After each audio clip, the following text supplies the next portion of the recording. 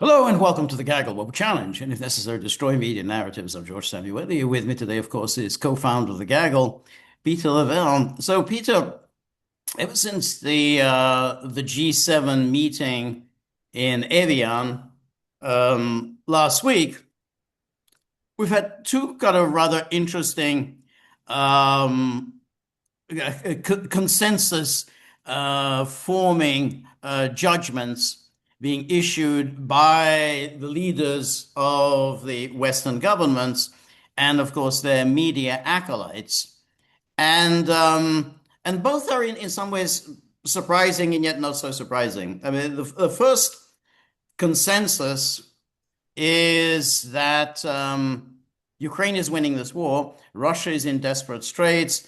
The tide has turned. Momentum has shifted towards Ukraine, and that now is the time to increase assistance, military assistance, intelligence, economic assistance, time to ratchet up sanctions against Russia. In other words, it's exactly the same policy as before, in order to, yes, bring Putin to the negotiating table. So, it's again the same idea that they've been going with before.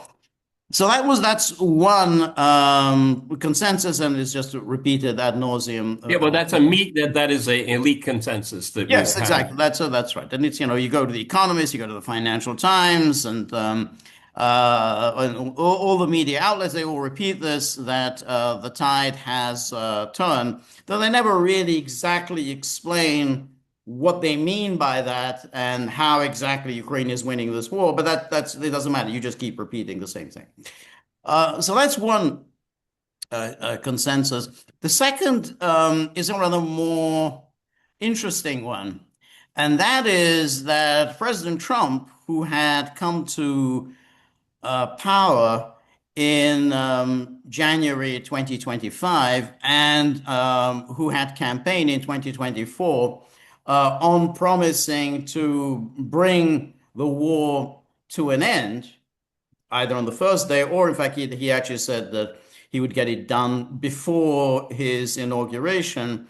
That President Trump, who had been convinced that Ukraine's cause is hopeless, has now been persuaded by wise heads, particularly Macron. Macron seems to be playing a key role in all of this.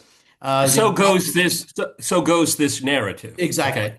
Exactly. That he has been persuaded that, on the contrary, Russia's not doing well, and Ukraine is doing well, and that as a consequence, um, President Trump is about to change his policy, which up until now had been in favor of negotiations. He is now throwing in his lot with the Europeans to escalate the war and to apply greater pressure on Russia. And I just want to start off with what happened when Mark Rutte, who was in D.C.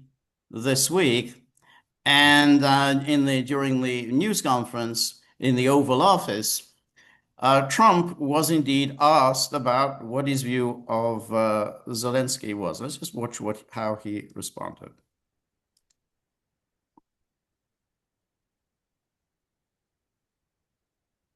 One, Mr. President, you like winners. Do you think President Zelensky is winning right now? Well, he's doing pretty well. Well, first of all, watch Rutte's face. Rutte is nodding along. He's asked this question, do you think Zelensky is winning now? And Rutte is just, nod, nod, nod, nod, nod in agreement. Anyway, Trump goes on. Well, no matter how you look at it, he's doing pretty well. He's holding his own, at least. A lot of people dying on both sides, but I think he's doing pretty well. Can I ask you? You have to say he's courageous. He's got great equipment, but he's got great men. He's got fighters. And can I ask you one other question? All right. So that was Trump's response to that, you can see Rota, this is very much the line coming, from NATO. Yes, yes, yes, yes. Remember we were growing up the little figures that had the head that would go nodding up and down. A lot of people have the back of their car, and so the car is moving along just like this. Yeah, he looks like a real Muppet. Yeah. Hmm. That's right. But anyway, I mean, if we just go back to the G7 meeting, remember they issued that we looked at it before, but it's worth just taking a look at that statement that the G7 leaders issued. And then says, we, the leaders of the G7, stand united in our unwavering support for Ukraine in defending its freedom, sovereignty, and territorial integrity. So right away, you have to say that is a shift on the part of Trump, not on the part of the rest of them. But Trump had not before committed himself to territorial integrity. Up until now, he'd actually been quite flexible on the issue of the territorial integrity of Yeah, well, Ukraine. yeah, but I mean, this is he. Okay, my reading of this, in principle, he agrees with it, but what is he going to do about it? Oh, yeah. We'll talk about that Okay, all exactly. right, okay, I mean, but I do think that in terms of emphasis, that is a change sure, because sure. up until now, at least Trump's public position was that while he was going along in practical terms with the Biden policy, he wasn't committed to the Biden goals. He didn't, which were, well, Ukraine within its 1991 borders. Trump had not committed himself to that position. I said, well, the freedom and sovereignty, or indeed a wholehearted commitment for Ukraine was not his position. I mean, he was just saying we should bring this war to an end. This war is stupid and so on. But throwing in the United States with Ukraine, at least in public, that hadn't been his position. Hmm. Anyway, he says, we reaffirm our solidarity with the Ukrainian population suffering from attacks on their critical infrastructure and cultural heritage. And then we commend Ukraine for its resilience and progress on the battlefield in recent months and emphasize there is now a new momentum. See, this is it. This is Okay. the buzzword, the new momentum, new momentum. Yep, yep, yep. And then to support and accelerate this new momentum, we agreed to increase the delivery of air defense capacities, additional systems and interceptors, and long-range capabilities. We are also ready to consider extending to Ukraine the benefit of licenses to allow for an increase in Ukraine's military production. We stress the importance of energy resilience, and then we commit to increase the pressure on the Russian war economy. In this context, we will strengthen our sanctions, including those on the oil and gas sectors. We consider this the right moment to proceed with additional measures as President Trump has delivered a deal that we support in reopening the Strait of Hormuz. Now, Well, that didn't age. That didn't age well. okay, but all right, but that's the idea behind it is okay. Well, we'll get that out of the way. Once that's out of the way and oil prices come down, we're going to apply the pressure on Russia. Yeah, but none of this is particularly new, George. Wouldn't you agree? Well, well, that's a really good question because it's the issue really with Trump is in terms of publicly, and in terms of practical effects. I mean, practically, he hasn't altered the Biden policy very much. And in fact, in some ways, he's strengthened them. I mean, by applying the sanctions on Lukoil and Rosneft, and whatever was the truth about some of the targeting that took place in Ukrainian territory and the involvement of the Americans, we don't know to what extent Trump was in any way involved in any of that. But yeah, in practical terms, but in rhetorically, nonetheless, Trump has, said, well, I want to bring this thing to an end. I want to, I want to negotiate. I want to mediate, and all of this. That he had said he has always, at least in his public pronouncement, had shown himself to be committed neither to Russia nor to Ukraine. His public pronouncement, not in terms of the practicalities of the policy. Yeah, but I mean, if Marco Rubio, in any way, shape, or form, is the voice of American foreign policy, that has shifted.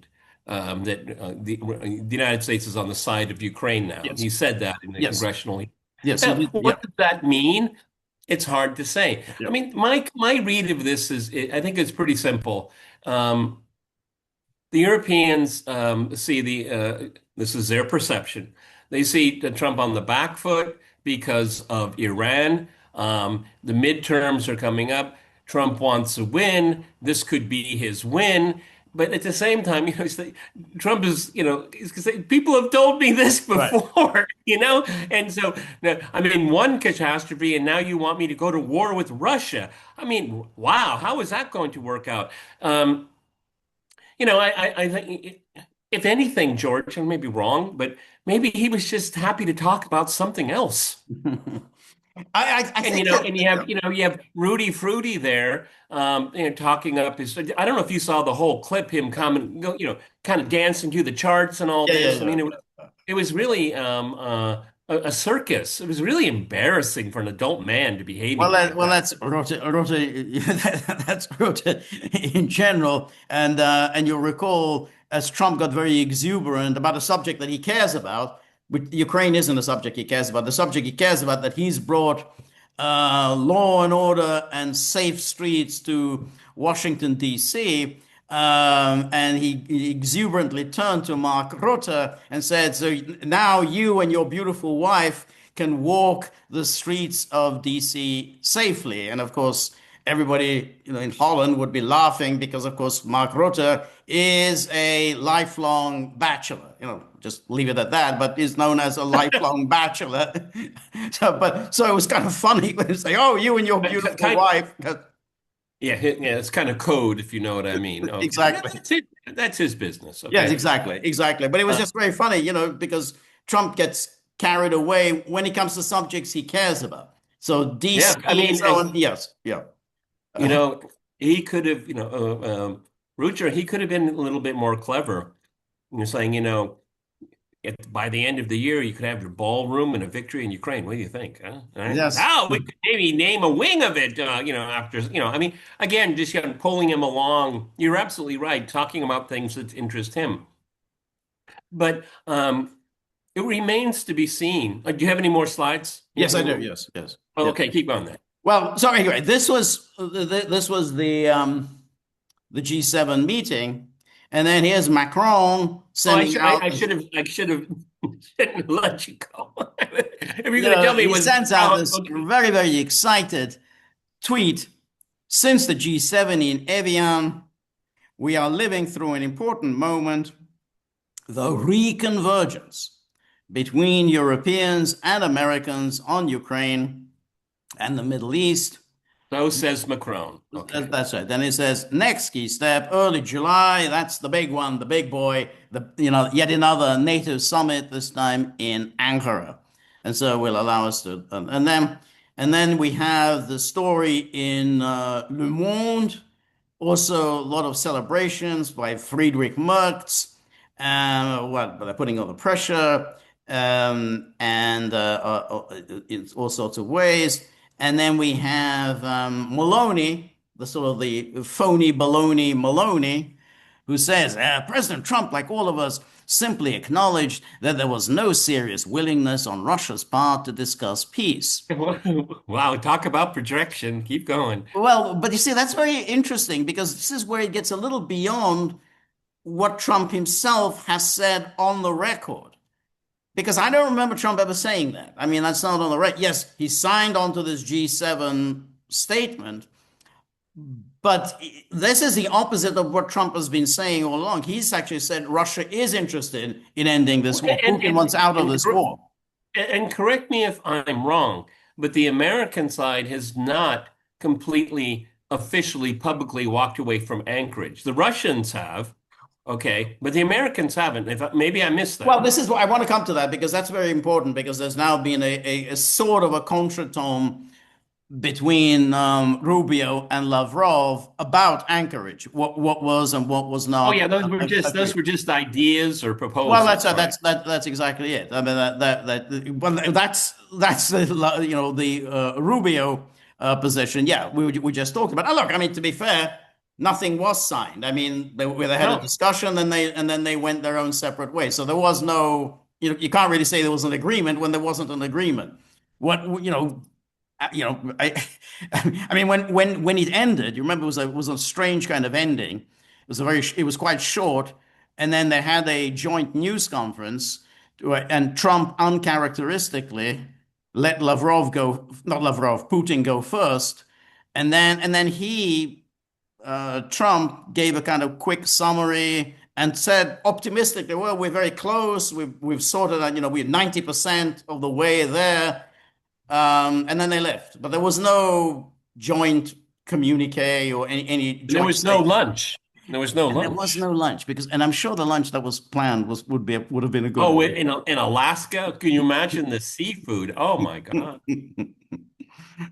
Anyway, so Maloney says that on Ukraine there was a lot of convergence, which is not always obvious, and there was no friction or divergence. She really is a Hmm. complete waste of space. I mean, she's just a space occupier.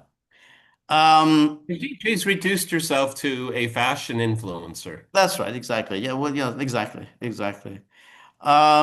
Anyway, then we have a couple of interesting stories, again pertaining to Macron, because Well, Macron. maybe George, you should explain what this publication is. Well, you want to say a little more because you probably know more about Medusa than I do. I Well, mean, yeah, this is a opposition outfit that gets they were getting USAID money. yeah, Okay, I don't know what they're getting it anymore, but this is just a Western intelligence cutout. right. Okay. That's right. But that's And one of the things they like to do, which I find, you can have different opinions. You can hate Russia all you want. You can hate Putin all you want. That's all. That's fine. That's fair game. Okay, it's all fair game in the public sphere. But they kind of wrap it up in religion and stuff like that, and I find that really noxious. I don't like that. Okay, right. because that's a insidious back door. Okay, Yep. so and these people. I mean, I remember when USAID money was cut off and these people were crying like children. Yeah. Okay. I'm Yeah. sorry to Yes, that's right. But keep in mind that there's so much money splashing around that Yep. even if you don't get USAID money anymore, you're getting EU money. If you're not getting EU money, you're getting German money, you're getting French money, you're getting UK money. There's a lot of money for these kinds of media outlets.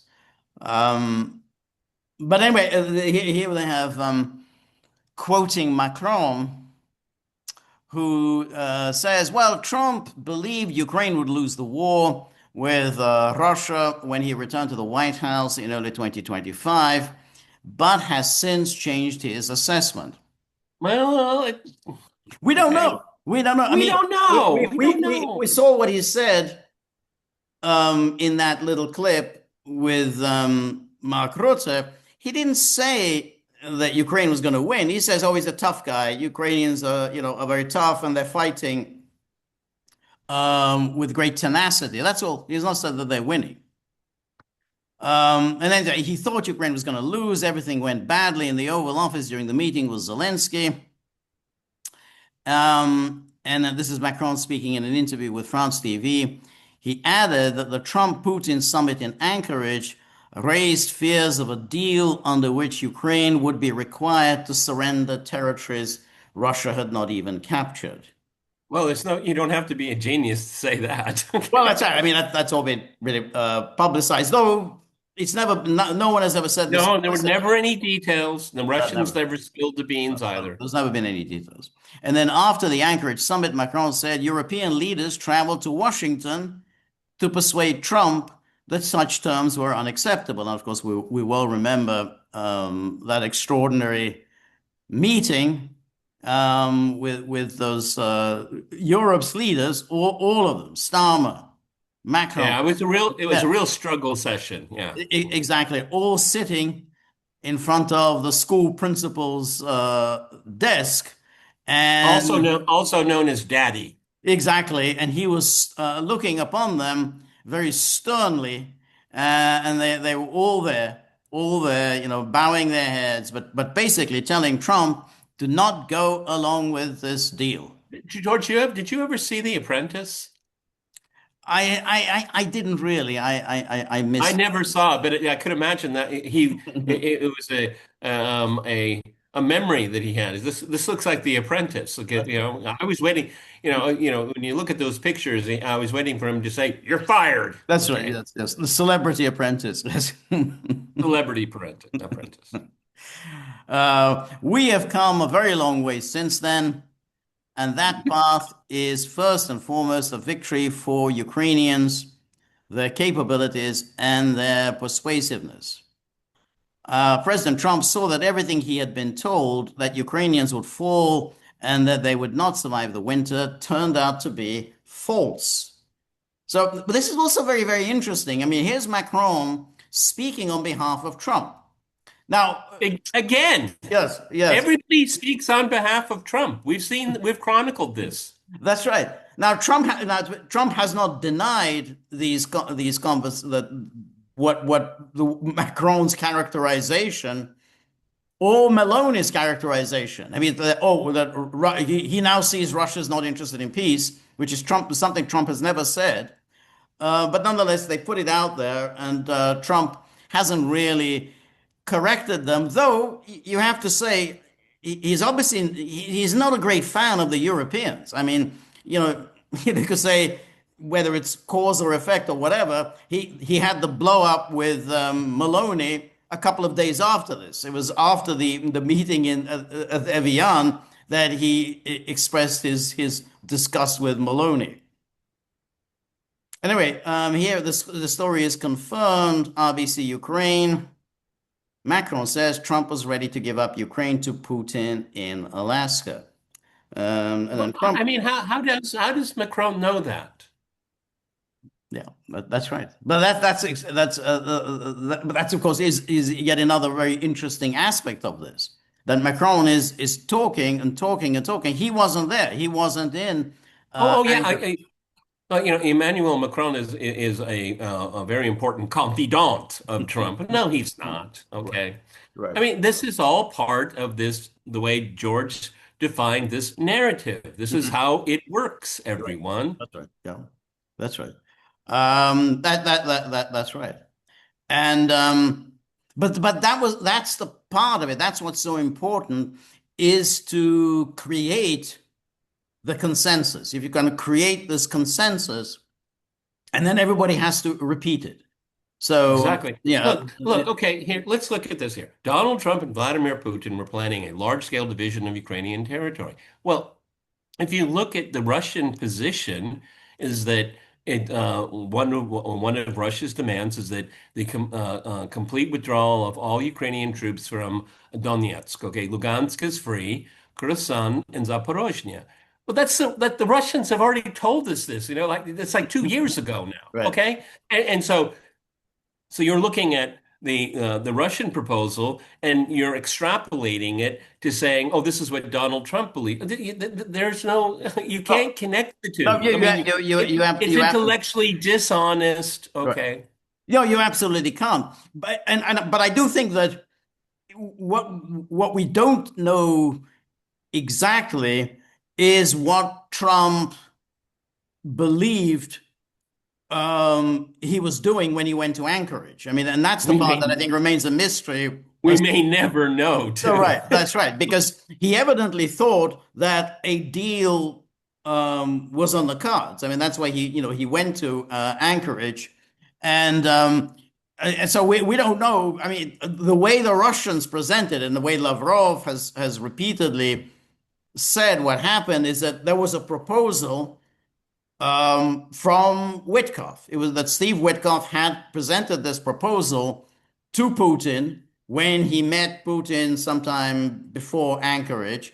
And the Russians seem to say, well, okay, if you agree to this, that is something we can agree with.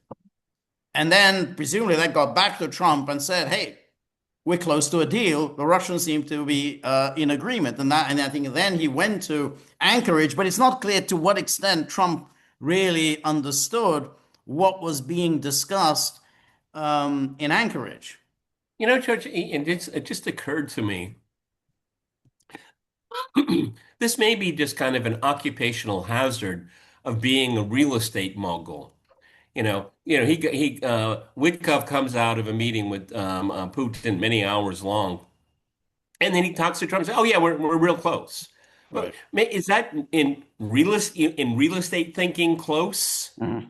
Right. Okay, I mean, we may be overlooking something that's really important right here because in the minds of these guys, it's kind of with Trump and Witkoff, these are they're very wealthy people. They do big deals and all of that, and so it's basically we have in principle this is what it's going to be, and everybody else is going to take care of the details. Yeah. Okay, you see what I mean? No, I mean, what I think it means to yeah. have a deal in their head may be That's very different from what we understand.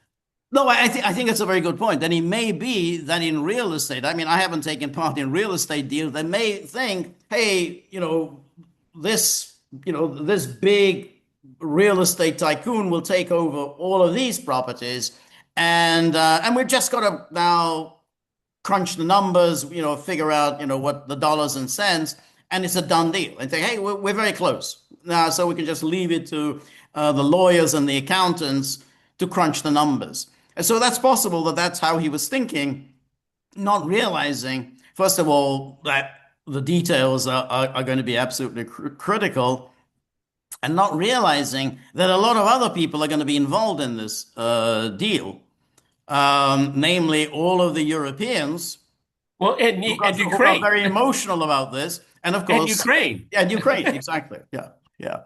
And that's why, and that when he flew back from Anchorage, I mean, I think then he began to realize that somehow, he had kicked a hornet's nest, and there was now real agitation among America's so-called allies. So that, it's possible. He thought, okay, yeah, we got a deal on our hands, but it's striking that that's already now almost a year ago. It's Yeah. August of 2025. There hasn't been anything really since then. I mean, there really basically nothing since. So there was a flurry of diplomatic activity from Trump soon after he came to office. There were all the telephone conversations with Putin. There were the meetings in Riyadh. And there were his various proposals, such as the ceasefires and everything else. And then there was the Anchorage meeting, and then there was the proposal to have the meeting in Budapest with Orban as the mediator, and then that was it. There was nothing after that. Yeah.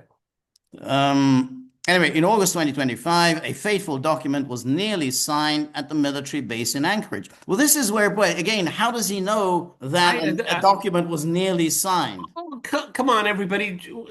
George and I and a few other people covered this with a fine-tooth comb. That's completely erroneous. Okay, there's no evidence Right, right. supporting that statement. That's right. And then the agreement reportedly envisaged a transfer of Ukrainian territories with the Kremlin set to receive even land it did not control at the time. Well, yeah, we already talked about that. I mean, we already talked. That was the Russian position. Oh, land it did not control at the time. Otherwise, if Russia was going to be happy for a deal, okay, fine, we'll just take what we've got, Yeah, ceasefire. that You would have got your been, ceasefire. that's it. That's a ceasefire. Of course it was. We're going to take these oblasts. Yeah, land that it doesn't control at the time. So for Macron said, only land it didn't control at the time. Yeah, that's the whole point. And then what did Trump see when he arrived at the Anchorage summit? He thought Ukraine was going to lose, so he wanted to strike a quick peace deal. Do you remember January, February 2025? It feels like an eternity ago. He believed Ukraine would lose. Things have gone badly in the Oval Office with Zelensky. Then, less than a year ago, there was a meeting in Anchorage when an agreement was already almost at the table, which said that we would give up Ukrainian territory that had not even been captured yet. According to the French president, the situation was saved by a decisive European intervention. In mid-August 2025, a special delegation urgently flew to the United States. European leaders issued an ultimatum calling the deal impossible. Now, what's So, it? I mean, Yeah, I'm sorry, but for this to have any credence whatsoever, George, Macron has to say, Trump told me. He doesn't say that. right. Is this pillow talk? What is this? This is Macron's imagination. Right, right. That's right. Um, no, that's correct. But what is, I think, also so always striking, and maybe it shouldn't be striking, is the extent to which, oh, this was a great triumph for us.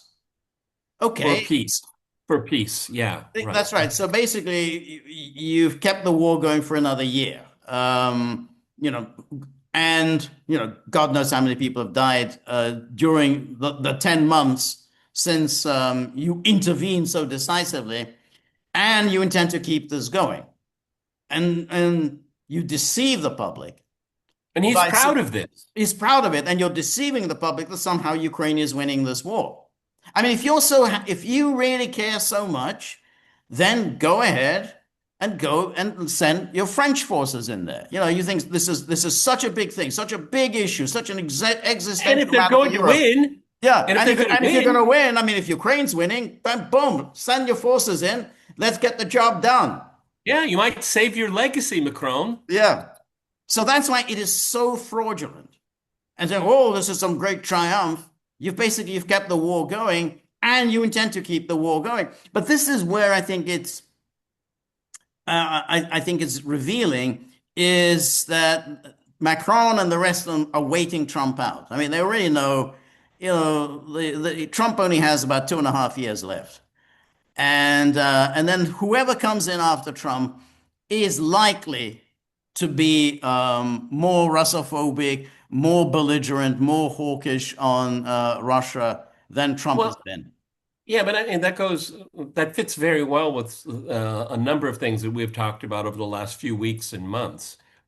Um, on the whole, I agree with you completely, but I would give the important caveat. It doesn't really matter what happens in Ukraine, because what they want to do is what the Europeans are doing is that they're preparing their publics for an impending conflict with Russia.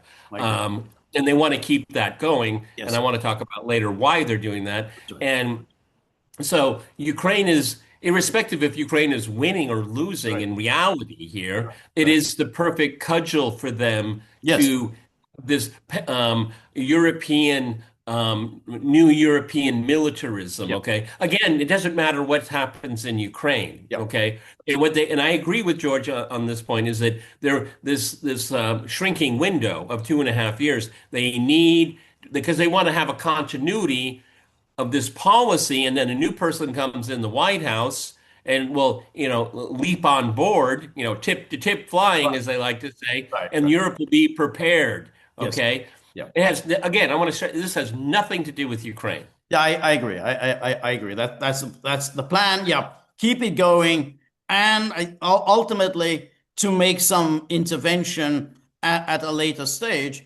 And in Trump, I think does sense, though he goes along with the Europeans, he does sense that their plan is to push America and Russia into a shooting war.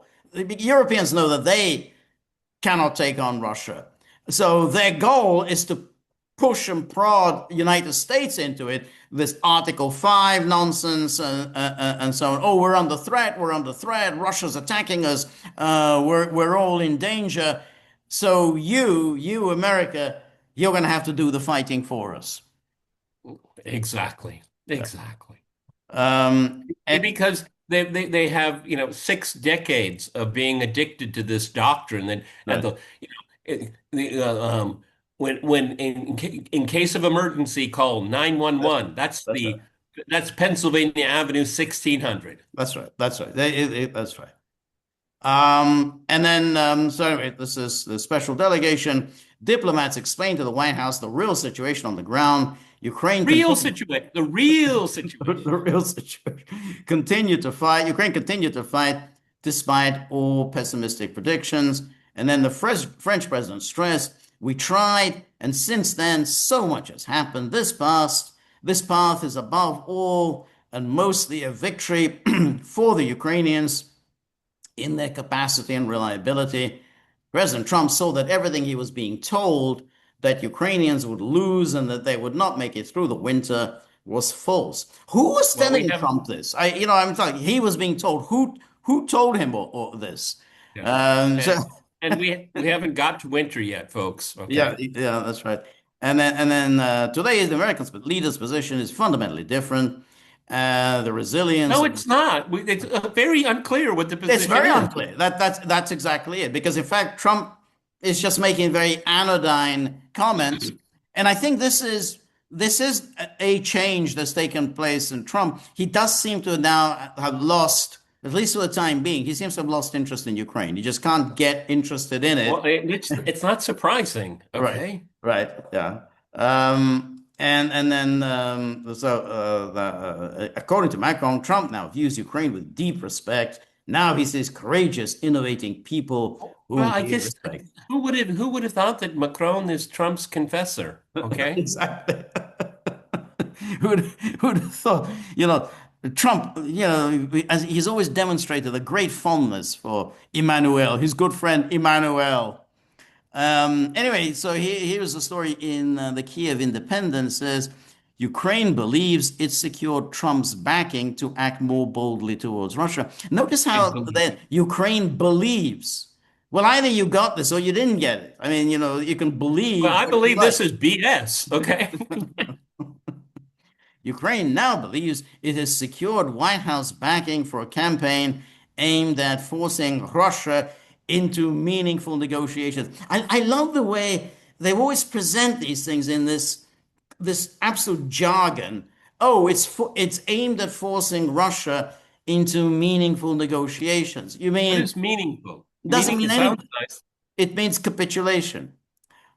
This has been when they talk about Russia's not serious about negotiation. Well, that means Russia's not serious about capitulating.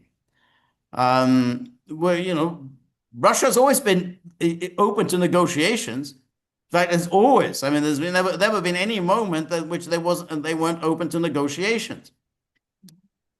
Macron, That's why, because people, and with good reason, mock the idea of Kushner and Witkoff coming again to Russia. And I'm asked, but why? And the answer is what George just said. If this is what you call negotiations, we will listen to you. Okay. that's right. That's right.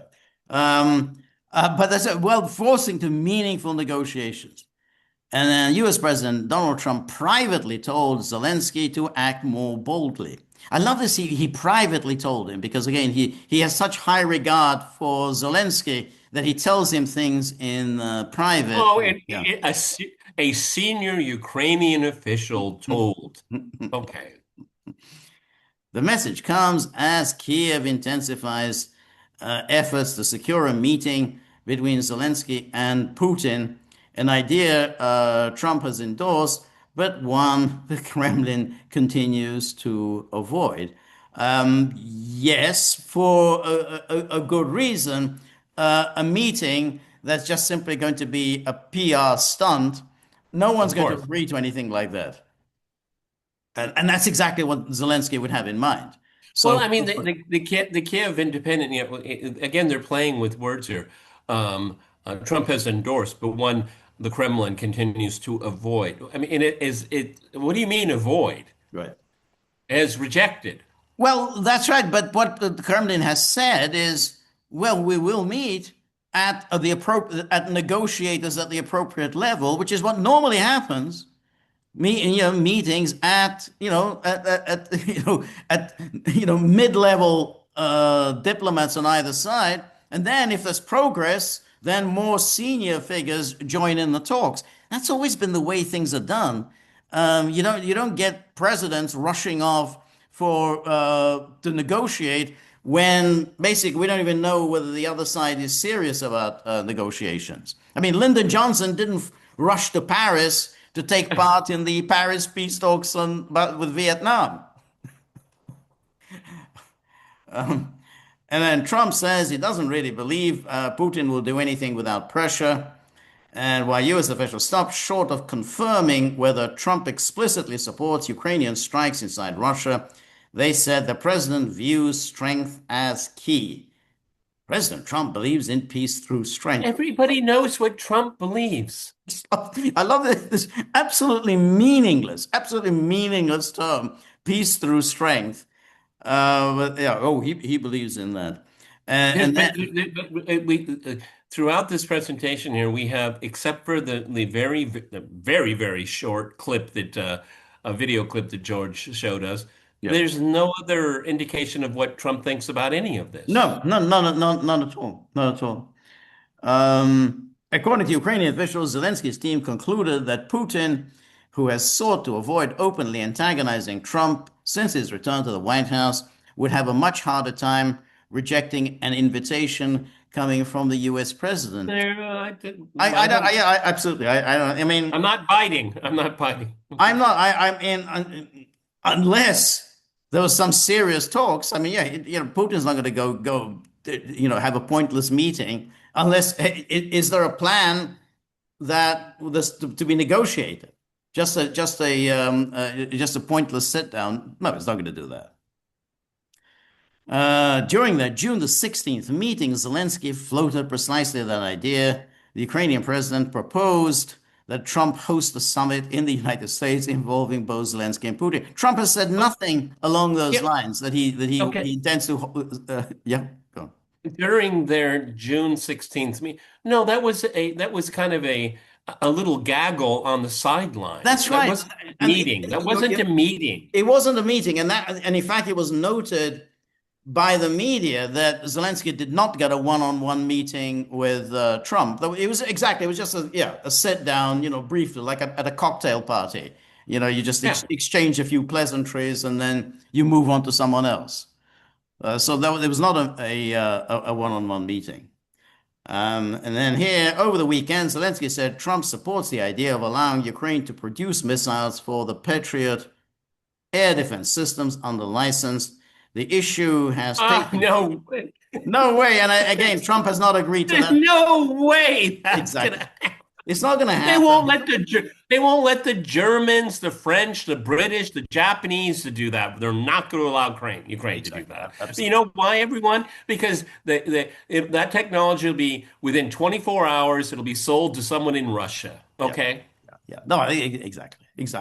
But Trump of all people, but even any president isn't going to allow this kind of trade secrets to be passed around. Not even the Israelis, I think, even though probably the Israelis have stolen it. Okay. Right. The issue has taken on greater urgency as U.S. stockpiles have been strained by Washington's war in Iran, and Ukraine's own interceptor reserves remain limited. And then he says the White House pointed to Trump's comments at the summit, where he said his administration would, quote, take a look at the proposal. Well, that sounds like... Okay, all right. We're going to go back to the last slide. I want to look at the last sentence if it's possible. Yeah, sure. Let me... stuck now. All right. If you can. Yeah, okay. Hold it. I'm going to go back. For some reason, it got frozen. Okay. Okay, so the White House who in the White House? Okay, the White House pointed to Trump's comments at the summit. Okay, so the reason why I say it, sorry for the extra work here. These are the only words we know that Trump said. Take a look. We'll take a look at the proposal, yeah. I mean, that is Trump's style. He's he's quite evasive and he's very non-committal, or on the contrary, he blusters. But we never really know how seriously we're supposed to take his blustering. So when he says, "Well, we'll take a look," it doesn't mean anything. I mean, yeah, sure, we'll take a look. I mean, hey, let's take a look. We're going to be looking. But that's a business person's approach. Yeah, I have a prospectus on an IPO. Yeah, I'll take a look. I'll take a look. Sure, why not? Yeah, and then you pass it down the chain of command as to who's going to take a look at it. So that was the Trumpian side of it. But then, as I said, there is the aspect of Lavrov. Now, Lavrov for some time has been rather sour. Let me say he was Well, very no, I would prefer the word dour. Okay. doer, doer. But nonetheless, he has been getting quite tired. I mean, he's a he's not a young man, and he has been around for a long time, and he is wont to really get very tired of the various negotiations that he has engaged in over the years. Because he really goes back to he started as a diplomat really in the Soviet era, in the sort of Oh the yeah. late Oh Soviet yeah. era. So he's been a diplomat since then. And then he was the Russia's permanent representative at the United Nations. He was there at the time of the Yugoslavia. And then he was promoted to foreign minister. So he's been doing this for a long time. And, he's engaged in these kinds of talks for a long time. And he takes a much less charitable, let's say charitable view, at least publicly. Who knows what everybody really thinks, but in public, Putin generally speaks well about Trump, doesn't speak well about the Europeans, but nonetheless, he does speak well about Trump. Um, I mean, I think Trump and Putin generally have, on a personal level, they have quite cordial conversations. And but Lavrov really, he's not respectful about Trump. I mean, he basically thinks that Trump is essentially pursuing, the same foreign policy as his predecessors, but give or take a few other things. Yes, they've opened up channels of communication for what they're worth. That's still open question of how much has been achieved. But nonetheless, unlike Biden, there has been Well, on a personal level, there have been yeah. negotiations. If you kind of drill down on all of it here, Trump has expressed repeatedly skepticism about NATO. I mean, you Yes, can grab onto that.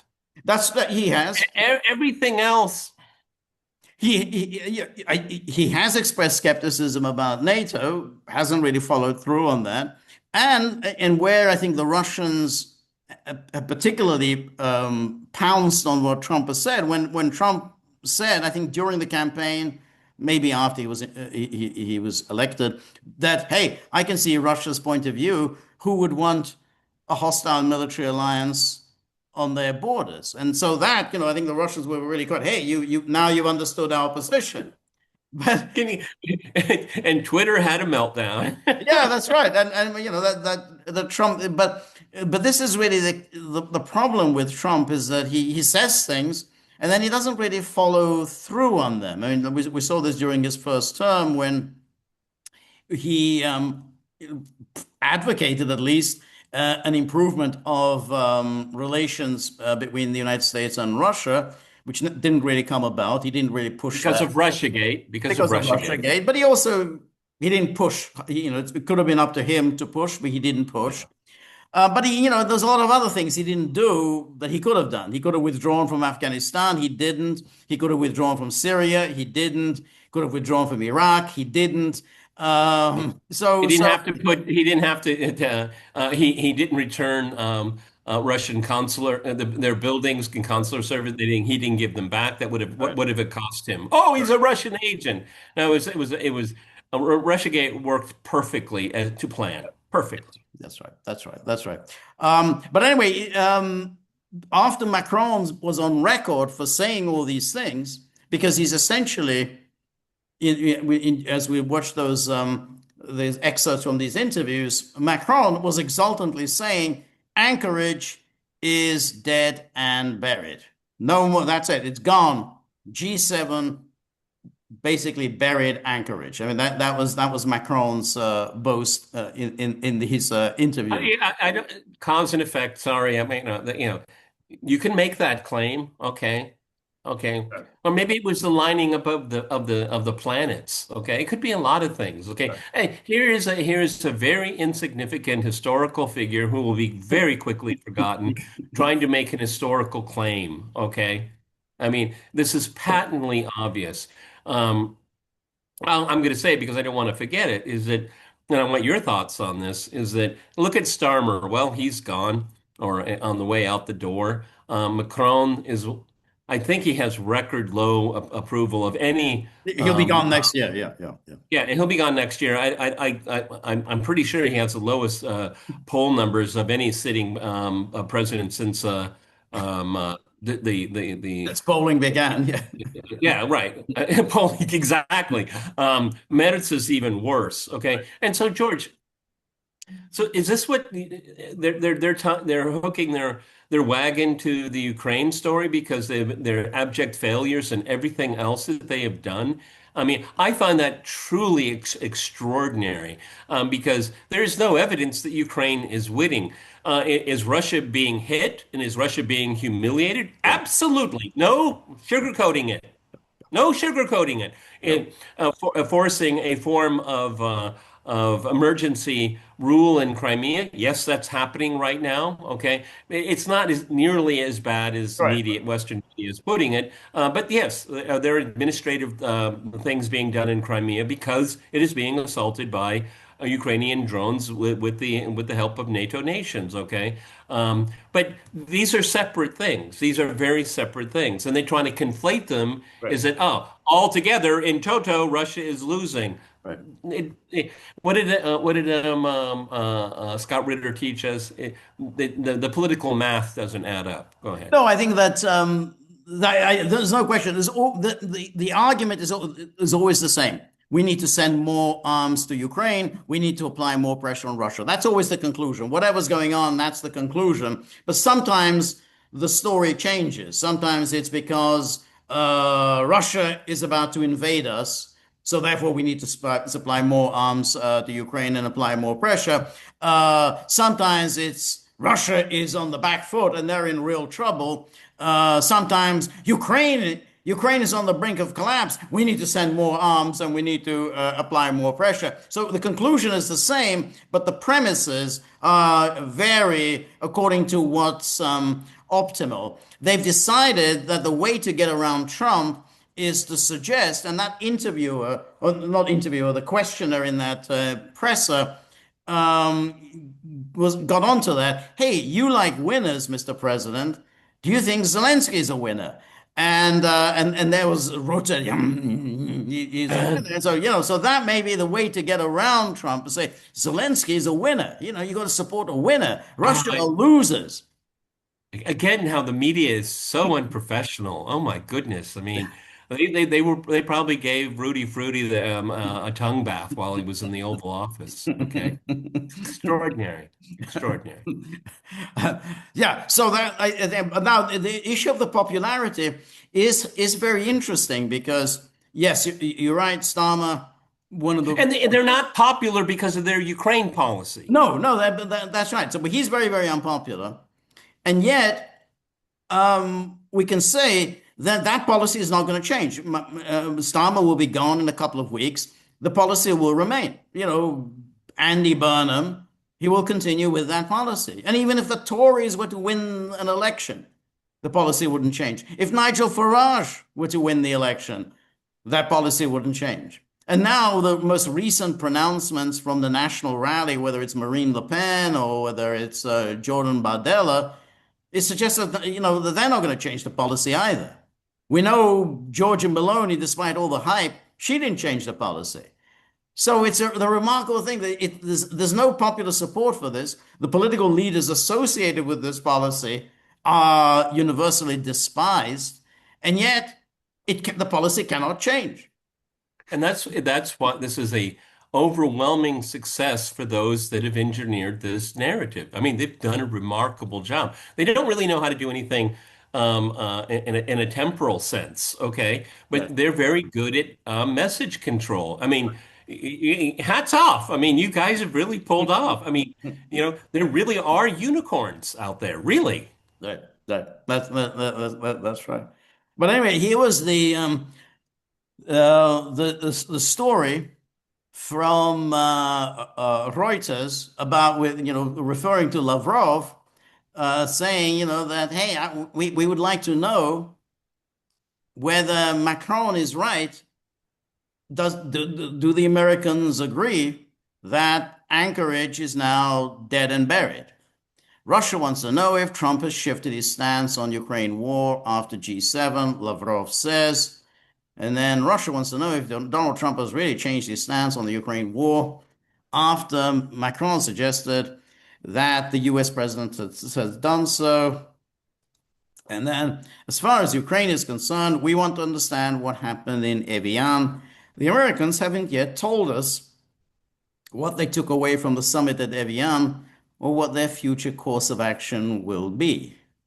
No, they never. Lavrov, also quoted Macron as saying that understandings reached last August between Trump and Putin had been buried at Evian. And then here's Lavrov, who quoted, and this is a Yahoo News story, which we talked about with our guest Dmitry Polyansky the other day, as to, what exactly Lavrov said about the Anchorage summit. And the quote was, "I don't want to assume Anchorage summit was designed to buy time for Kiev." So he's not Which of quite course saying. is, yeah, but of course this is an echo of the Minsk process. That's right. That's right. But so, Lavrov is a diplomat. He didn't accuse the United States of engaging in a conspiracy to buy time for Ukraine. He said, I wouldn't want to think that. That's the last thing I would want to think that that's what the Americans were doing. Um, uh, Just with exactly with Dimitri, and I think everyone should take a look at that because it's very, very interesting. Because I asked him some hard questions, and he came back as a professional diplomat. He did a really good job. yeah, I agree. Absolutely. Here says Russian Foreign Minister Sergei Lavrov has said he does not even want to consider the possibility that the 2025 Putin-Trump summit in Alaska was intended to buy time to rearm Kiev. He added that Moscow is willing to resume negotiations with Ukraine at any time. And then Kremlin-aligned Russian news agencies Interfax and RIA Novosti, which posts a video on the round table. I do not even want to suspect that Alaska, like the actions of the Europeans, was designed to buy time to rearm the Kiev regime. I don't even want to think about it, but in reality, things turned out the way they did. And I think that goes to the heart of Russia's approach, which is it really worth assuming that there's some real difference between the Europeans and the Americans? In other words, yeah, it seems like, Trump Yeah. says this, and then Macron says that, and then Maloney says the third thing. And so is this really just a show, something, the media Yeah, can write it's about? Or is there really any substance to this supposed dispute? it's the same gift in different wrapping. Okay. Yeah, that's Yeah. and I think so. And Lavrov pretty much saying, no, I think they're all in on it, but they'd like to put on a Punch and Judy show to suggest that they're really Yeah, yeah, but fighting, bitterly among themselves. if we look, it's almost been a year. If we look at the this presumption buying time, well, it really hasn't worked out very well for Zelensky and his crowd. I mean, a lot of arms have gone in there, but militarily speaking, and I'm not talking about the drone tax, okay, but militarily speaking, it really hasn't. Even if I don't know what percentage increase or decrease of arms have gone to Ukraine over the last 10 months, but it hasn't made a material difference on the battlefield. As a matter of fact, just the opposite. Okay. So, if this is what it was designed to do, I'm not sure it really paid any dividends. Well, I don't think it has, but that's the same thing. Ukrainians, the same thing with the Europeans. It's like, well, what have you accomplished? I mean, it's like when Macron was exultant about what they achieved after Anchorage, and have done what? I mean, you've kept it going for another Yeah, year. Yeah. let me get my notebook and pen, and you could enumerate those accomplishments, George. Go Yes. ahead. Number one. Exactly. It's nothing other than, well, you kept the war going. That's not an accomplishment. Okay. Well, okay, that's something else. Okay, that's not an accomplishment. Okay, Right. that is it's an application of of wanting to find peace in Europe. Okay, that's you should be ashamed of yourself. I agree. I agree. Anyway, this was Lavrov's remarks at the Primakov readings the other day, and again he said pretty much what he has said before. And here he mentions how when Trump said something that Lavrov and the Russians appreciated when he said U.S. President Donald Trump has repeatedly affirmed that there should be no NATO membership for Ukraine. Since his arrival at the White House, he has stated on numerous occasions that Russia's position in this regard is entirely comprehensible. No one desires such a military irritant on their borders. US President Trump has underscored that this Russian position was established long before Putin and thus should not be disregarded. So, as often the case, Trump can say sensible things, but doesn't really follow through on them. But exactly. And then he can say incomprehensibly stupid Yes, he things can. Yes, with absolutely. the same effect. That's No. right. That's Okay. right. That's right. Um, Such was our impression, yet circumstances have now shifted considerably. And then he mentions about this Kievskaya Pravda reported that following a meeting in Evian with Zelensky, US President Donald Trump has given the green light to intensify sanctions against Russia, apply additional forms of pressure, and to escalate military operations against Russian territory, including strikes deep within the country, according to an anonymous source. I do not believe this reflects reality. It is rather wishful thinking. Nevertheless, Anchorage was mentioned. And then he goes, let me stress that prior to the Alaska meeting, Steve Witkoff visited Russia and presented a highly specific proposal.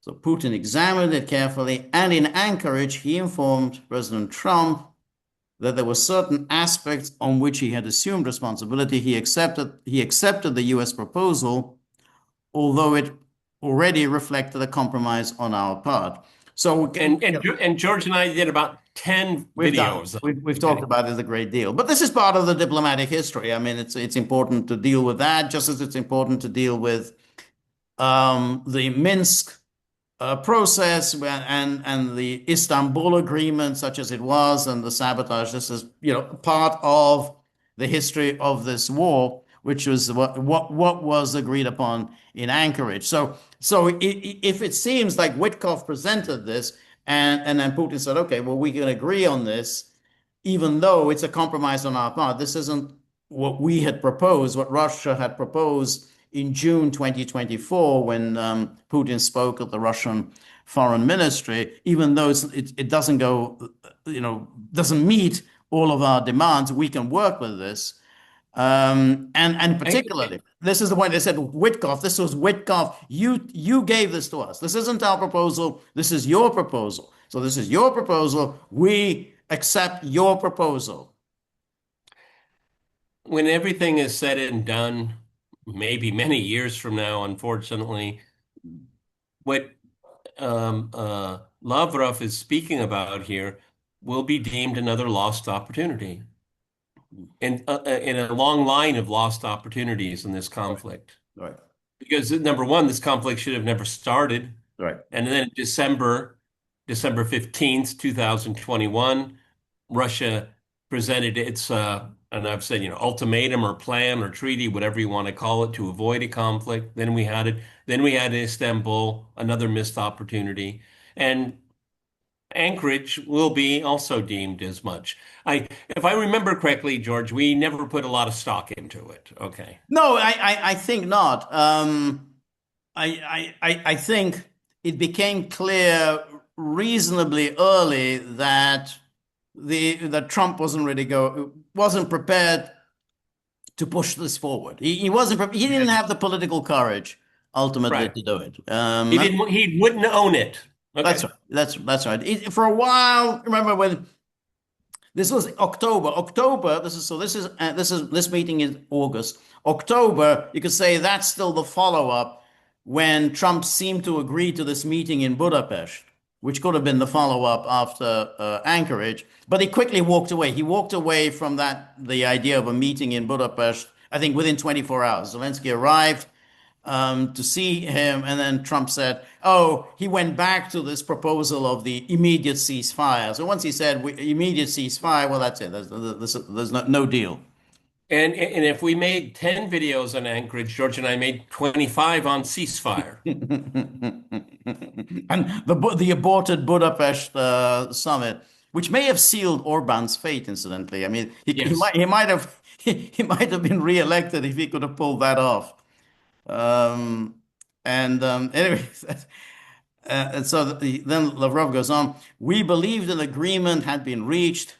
Yet a week passed, then another. President Trump traveled to Washington to consult with European leaders. We all saw that unfold. Zelensky was evidently consulted as well. To this day, however, we have received no response to the US proposal that we supported. And then he says, we genuinely believe that after the American proposal was accepted in Alaska, this issue has been effectively taken off the agenda as suggested by the United States. In practice, however, events unfolded differently.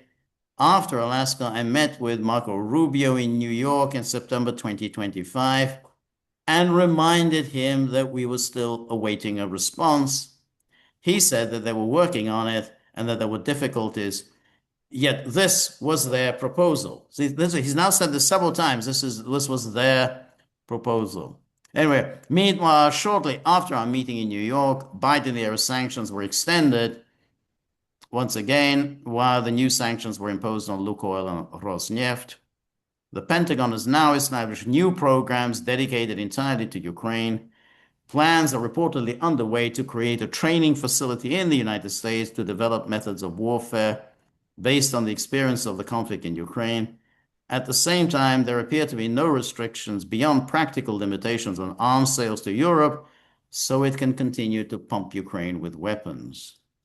And then in practical terms, therefore, nothing positive has been achieved. Yep. Yeah, we have not been able to recover our diplomatic property. This goes back to the Obama, the latter part of the Obama era, the seizure of the diplomatic compounds, let alone restored direct air links. As early as the beginning of 2025, we propose removing members of both the Russian Federal Assembly, US Congress, from sanctions lists. In practical terms, such sanctions achieve little, and then so on. And then returning to the issue, we began with the Ukraine issue. We would like to understand what exactly happened in Evian, because if one listens to Macron, Anchorage has been buried, and President Trump has returned to the family as a kind of prodigal son or prodigal father, and now everyone is together again. But the Americans have not explained it to us, what conclusions they drew from the G7 summit in Evian, how they assess its outcome, or what their future line will be. Anyway, and then Rubio was asked about this when he was in Bahrain, Right. and he gets asked, oh, Mr. Secretary, what about Russia before you go? About who? Russia is accusing the US of failing to deliver on quote unquote agreements or understanding. There was never any agreement that we had in Alaska. Yeah, can you please? There was no agreement in Alaska. There was a proposal in Alaska, but there was no agreement in Alaska. If there had been an agreement, we would have had an end to the war. So I said the president is prepared, as the United States remains prepared, to play whatever constructive role we can to bring about an enduring end to this war in Ukraine. And it's going 25 to 20,000 soldiers killed every month, 5,000 a week, most of them Russian. Where does he get this notion, 5,000 a week, most of them Russian? Because when you think about the exchange of bodies, for I mean, there's a limit to what conclusions you can draw on that, but far more Ukrainian bodies are returned to Ukraine than Russian bodies are returned to Russia. Now, there may be reasons for that, but I don't know how you can just simply declare most of the people being killed are Russians. Well, what's the Yeah, basis for that claim? well, one can extrapolate from what he's saying here. Are these the same people that said that the Iran caper would end in 72 hours? Right. Yes, yes, yeah. Um, Mind you, I mean, Rubio was the one who blurted out that basically United States got into this because of Israel, and because they knew Israel was going to attack, there was nothing they could do to stop the Oh, Israeli there's attack, nothing they could do. Oh, yeah. and then Nothing therefore they they- knew there was nothing that could stop the Iranian retaliation against Israel. So therefore they had to preemptively attack Iran because Iran was going to be attacked by Israel, and there's nothing they could do to stop it. Oh, that's really good. So it's been debilitating for Europe, but for the and so on. And then he goes on. So if we are prepared to step forward, to play a constructive role, if there's one for us to play in bringing the parties together and bringing the war to an end, that's what the president's tried to do now for a year and a half. But there was no agreement in Alaska. There was a proposal made in Alaska, but it was never an agreement. But it's interesting. Well, when you start repeating yourself, there was no, there That's right. was a proposal, there was no agreement. There was proposal, no agreement. That's right. But it is interesting, though, that the way he formulates it is quite interesting. He says he uses a passive mode. A proposal was made in Alaska. Who made the proposal? Whose proposal was it? He could It have was said yours, it Marco. was, that's exactly the conclusion. By the fact that he says a proposal was made, would suggest that the Russians are right, that it was an American proposal. Because otherwise he would have said, yeah, the Russians made a proposal, we turned it down. And that's it. So he's saying, oh, well, there was a proposal made, but there was no agreement.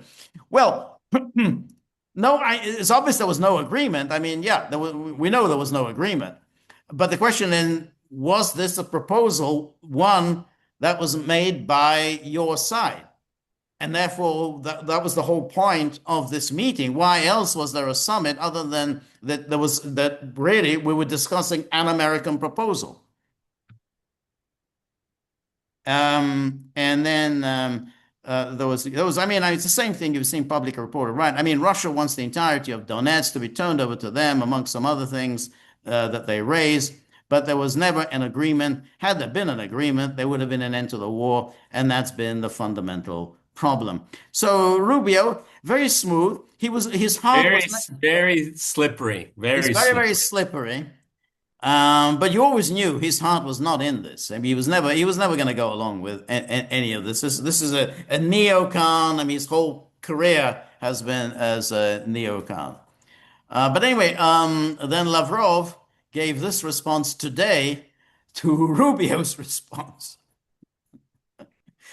And so, question: the other day, U.S. Secretary of State Marco Rubio stated that during the meeting between Putin and Trump in Alaska, where the situation surrounding Ukraine was discussed, only a proposal for an approach to a settlement was made, and no agreement was ever reached there. Could you comment on this?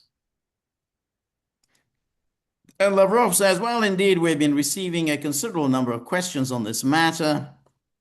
It is imperative to elucidate the situation as we perceive it. I trust this will provide clarity for our audience. U.S. Secretary Marco Rubio asserted that in Alaska, there were only proposals and no agreements concerning a settlement in Ukraine. Consequently, as he put it, it's unclear why Moscow appears so concerned. The reality of the situation is that, viewed in this broader context, several days prior to the Alaska meeting, Steve Witkoff arrived in Moscow bringing those very proposals from President Trump. So this is the important. Lavrov does this historical context. A proposal was made, which is the way Rubio says. Well, what proposal? He's saying that proposal is the Witkoff proposal, who arrived in Moscow, and one has to assume at least Witkoff must have told Putin this proposal comes directly from Trump. I mean, he's the president's special emissary. I mean, one has to assume that it wasn't something that Witkoff himself had cooked up. Yeah, he didn't write it on the plane over. Um, we duly took them into account. President of Russia, Putin, pledged to present his response during the Alaska meeting. Subsequently, in Anchorage, as the two presidents sat down for negotiations, and I must note that Marco Rubio and your humble servant were also present, President Putin, addressing Witkoff, who was likewise in attendance, began to enumerate the U.S. proposals point by point. Following each item in the presence of Trump and Rubio, he inquired of Steve Witkoff whether he had accurately captured the ideas brought to Moscow ahead of Anchorage. To each of these queries, Steve Witkoff responded in the affirmative. Therefore, when my colleague Marco Rubio contends that only proposals were made in Alaska and no agreement was reached, I'm left to question what precisely is meant by agreement. If one party, in this case the United States, put forward its proposals for a settlement, for an approach to resolving this crisis, and the other party expresses concurrence with these proposals, then to state that no agreement was reached appears, to put it mildly, somewhat inelegant. U.S. Secretary of State Rubio also remarked that in other engagement in the Middle East, that the United States stands ready to move forward and play a constructive role should the opportunity arise. In his words, bringing the parties together and bringing an end to this war is precisely what Donald Trump has been endeavoring to achieve for a year and a half. All of this presumably may be credited as confirmation that there were indeed American proposals in Alaska which we accepted. However, the question I've just referenced prompts a further question. I'm referring to Rubio's recent testimony during hearings in Congress, during which he stated that the United States cannot act as a mediator because it supports Ukraine, which is what he said. Yeah. Yet when an interest is expressed in the United States playing a constructive role in uniting the parties, this already begins to resemble a claim to mediation. Yeah, that's a good point. So which is it? You're going to be a mediator, or you're saying, well, we're batting on the Ukraine team? It is, of course, necessary. You can't do both. You can't be an umpire and a batter. It is, of course, necessary to bring clarity to the entirety of the situation. Nevertheless, the fact remains, in Alaska, the U.S. proposals were discussed and were accepted by the Russian side. All right, this is what makes it all worthwhile, because this was behind closed doors, and we're getting some insight here. That's right. Yeah, exactly. That's exactly right. Well, at the same time, one has to draw a somewhat pessimistic conclusion. I think Anchorage is gone. You think, George? You think? I don't think it's coming back. I think it's gone. It's dead and buried. I think we're on a path of catastrophe. Yeah, I really believe that. Yeah, I agree. I don't say that lightly. Yeah. I don't say it lightly. I agree. I agree. I think that there were opportunities. I think there were opportunities during the early days of Trump, and I think we said at the time, this is the moment to strike. You're newly elected. You've got the wind in your sails. You can get it off your desk. Right. Exactly. And the longer the time elapses, the more the momentum is going to evaporate, and the more unpopular you become, and then you're bogged down in domestic political fights, and then you lose. And then, of course, which we didn't think at the time, at least I didn't think, he was going to dissipate his energy on Iran, which was a completely pointless endeavor. Yeah, because George, let's say he did it in the first 3 months of his presidency. He would have taken a lot of, what, for doing it. Okay. Right. But 18 months later, he would be saying, but I ended the war in Yeah, no, Ukraine. that's right. That would have I been it. mean, I mean, like, what, 12, 18 months? That's a lifetime in That's right. politics. That no, And that you could have sugarcoated that, you know. yeah. No one knew how to end it, but I ended it. Okay. It That's doesn't matter the facts, no, okay? no, no. It matters, and that would have been a feather in his hat. Yeah. And you know what, George? He doesn't have too many feathers. No, he doesn't. No, he really doesn't. He really doesn't. And now, of course, because the is essentially, the bloom has come off the rose, he doesn't have the popularity, the standing to launch any more of these diplomatic initiatives. They say if he were to do it, he would immediately come under attack. And anything, much more so than he came under attack in August, but he was still riding high because he's thinking, hey, Yeah, but there were plenty of people. I remembered very clearly, and it was very much, and I'm sure you agree with me. When Trump went to meet Kim Jong-un, and he got so much flack for it, but there was people like ourselves and yeah, many of them saying that's courage. That is courage. right, Okay, right, going to Anchorage was in the same file. I mean, right, nothing else has worked. right, I'm going to break the mode. I'm going to go there and I'm going to talk to the man. That's called leadership. At least that's what leadership looks like. that's right. But now, with this gleeful and this gloating among the Europeans, they're saying, hey, Trump is with us. Or everything that he was doing in those early months, those first 6, 7, 8 months when we were really worried. He was going to take our war away from us. He was going to end this war. He was going to end, bring our raison d'etre to an end. We don't have to worry about that anymore. We're not worrying. We know that Trump is going to negotiate anything, any serious talks are planned with Putin. Witkoff. I mean, there's still talk that Witkoff and Kushner are coming to Moscow at some point. They're not even worried about Well, that anymore. come, the weather's nice. You'll see there's a lot of tourism you can take. Okay, don't worry about it. Is foolish, objectively speaking, as foolish as that is. The Russians will be consistent. If you're bringing a proposal, let's talk about your proposal, okay? Even given all of the nonsense that's happened, that's the way they work. That's how they work, okay? I'm critical of it, okay? But that's consistent on their part. No, I think that's right. No, there was no question they will meet with them. And even if they come up with a proposal similar to the one in Anchorage, the obvious question will arise. And is Trump going to push this harder than he pushed it before? Or is it just going to again, sit on his hands and allow Macron and Merz and Andy Burnham to push him aside?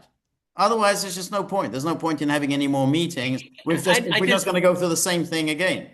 I just can't see it, George. I mean, obviously we're not insiders, but you know, I think Trump is chasing. I mean, this Iraq thing, this Iran thing is really rattled him. Okay, and Iran is a second, third tier power. I Mm. mean, may not be that for long. Maybe a second tier power.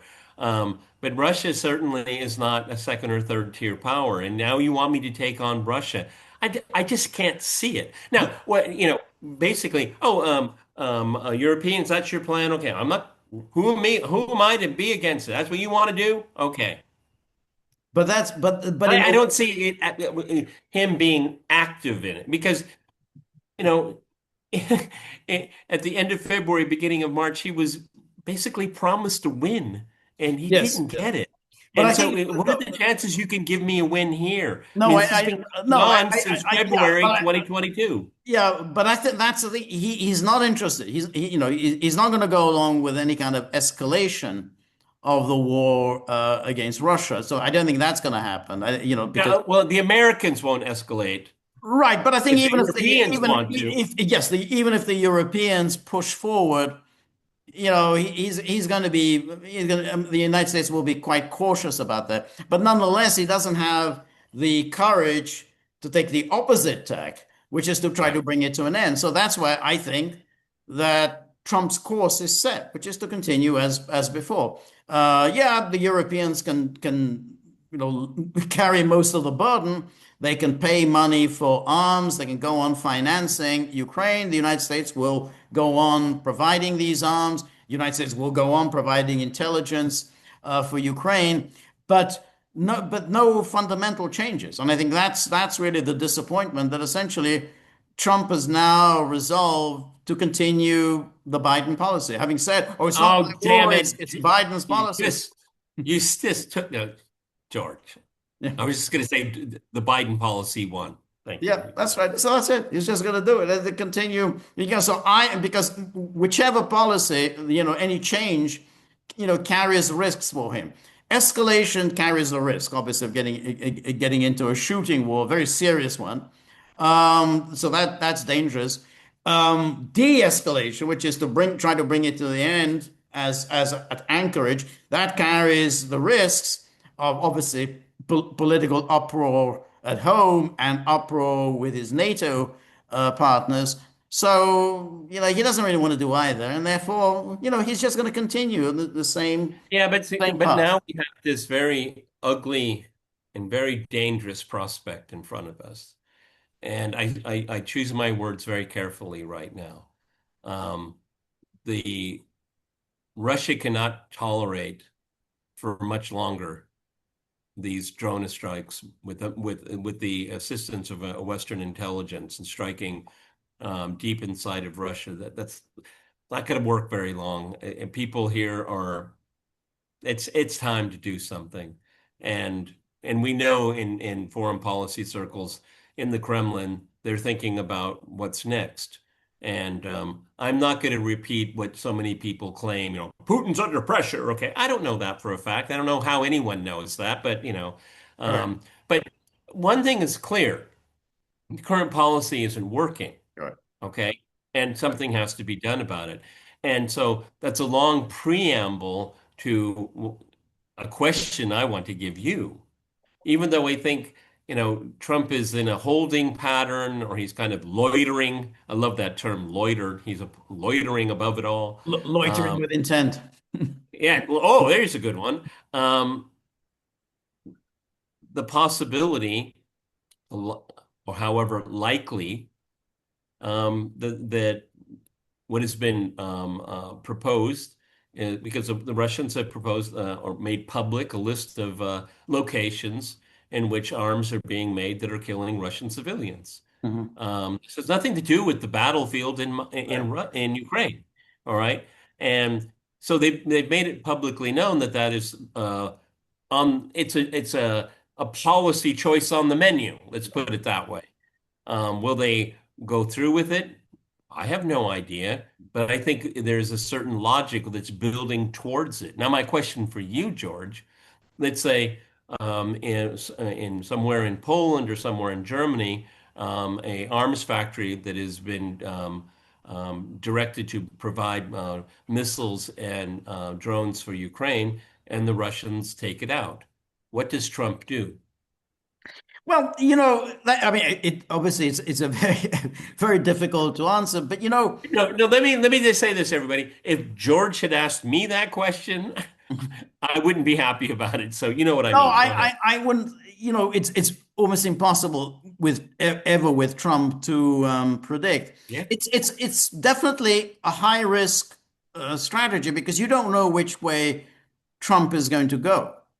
Um, but I do think that is something that we may well be heading towards because this is Well, I really, think I think it's being gamed out yeah, in I more think so places too than you would because imagine. yeah, because ultimately you really can't have so many countries being co-belligerents while at the same time pretending that they're neutral bystanders. And if it's acceptable for Zelensky to threaten Belarus, that we're going to attack Belarus because Belarus is assisting Russia, if that's acceptable, and if Ukraine can do that to Belarus, then I don't quite understand why Russia can't do the same to Estonia. It's saying, well, I'm afraid we just can no longer accept Estonia being effectively a co-belligerent, particularly if they're allowing their airspace to be used to attack us. Logically, that makes perfect sense. I just don't know whether, because it is, no question, it is very, very risky because no one really knows how these things are going to develop. But as you said, the current situation is obviously very unsatisfactory. Yep. And if you go way, way back, when George and I started talking about the special military operation, I remember saying very clearly that before this conflict comes to an end, we will be confronted with an Article 5 Right. situation. And you know what, everyone? We're here.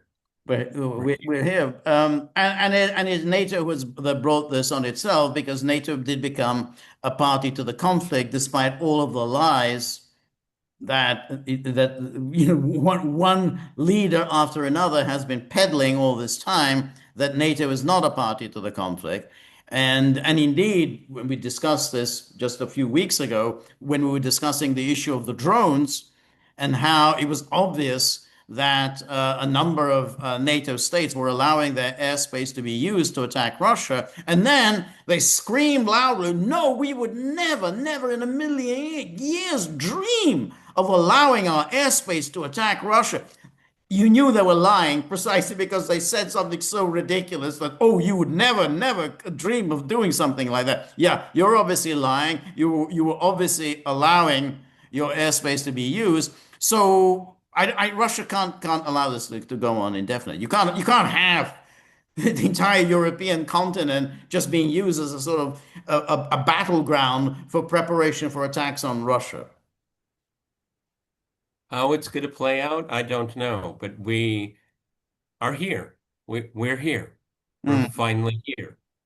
And one phrase that I like a lot is at the end of the day, the Russians don't bluff, they act.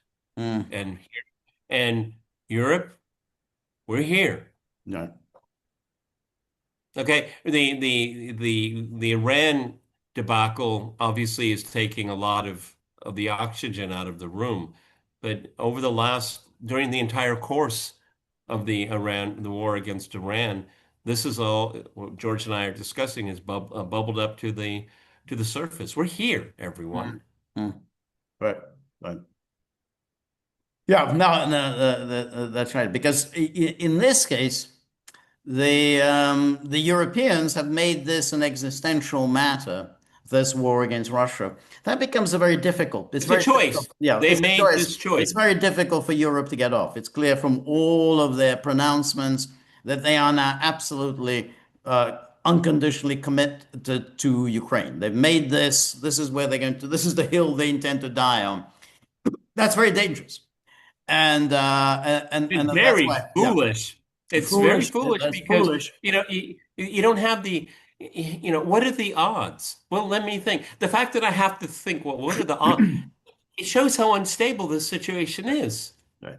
There are no guardrails anymore, and that allows misinterpretation to be rife. Right. What are their intentions? Right. You know, because there are no guardrails. There's no, Putin doesn't want to, is not interested in diplomacy. Well, isn't that the kettle calling the pot black? You guys have driven up the escalation in every way, in rhetorically and in terms of drones and missiles. That they have gone up the escalation Right. ladder, No, and I and think, yeah, and Russia will have to meet them. yeah. No, And how they I do think. that, I don't know, but I have a pretty good idea. But this is where I think it does get interesting. And I mean, you asked that question because everything really hangs on how does Trump respond? Europeans cannot take on Russia. I mean, we know this. The Europeans know this. They can't take on Russia. So therefore, their gamble is that if there is an attack on their territory by Russia, they will invoke Article 5 and the United States will be obligated to come in. That's the theory. That's their argument. No, no, no, let's step back. the Americans will be obligated to No, I know, consider. no, I know, but I'm saying that's how they're thinking. I mean, I'm not Oh, saying okay, that's what the okay, Article okay. 5, yeah, yeah, I'm not saying that's what Article 5 says, but in terms of how they are thinking that, well, we will provoke. I mean, everything is really about provocation. They're trying to provoke Russia as much as they can, and in the hope that Russia will take the bait, Russia will attack some targets in Europe. Then they scream Article 5, and then Trump, with his hands tied and say, well, we have to retaliate against Russia. That's their calculation. You're absolutely right. And it's very important. We've brought this up many It's times before. Article 5 does not say, an attack on one means we're all at war with Russia. can you, George, can you imagine? Let's say there's a big military industrial complex outside of Dresden, for example, okay? And an Oreshnik destroys it. And so Meretz is like, well, we lost Dresden, but the Americans are going to come in and help. Right, right. What kind of person makes that calculation? That's right. Because you don't know, particularly with this man in the White House. No, you can't make that calculation, but they've made the calculation, and I think it's a result of Russia taking a very cautious, ultra super cautious strategy that Russia will not respond. And they believe that Russia will not do it. Russia will not risk a world war. Russia will not risk a nuclear war. Therefore, we are safe to provoke Russia. This is something I new. wouldn't take that to the No, bank I today. wouldn't do it either. I think it's very risky. But by the same token, when we were asking about the hypothetical, well, will Russia take the risk of extending the war outside of Ukraine territory? We don't know. That's also a risk. I mean, there's no question. Either way, it's very, very risky. But that's where we've got to, because clearly this is the situation now is obviously very unsatisfactory, and this war has to be resolved somehow. And it's quite likely that this is really the only way it can be resolved ultimately by extending the war outside of Ukrainian territory, and then see whether that will focus minds in Europe and the United States to bring this thing to an end.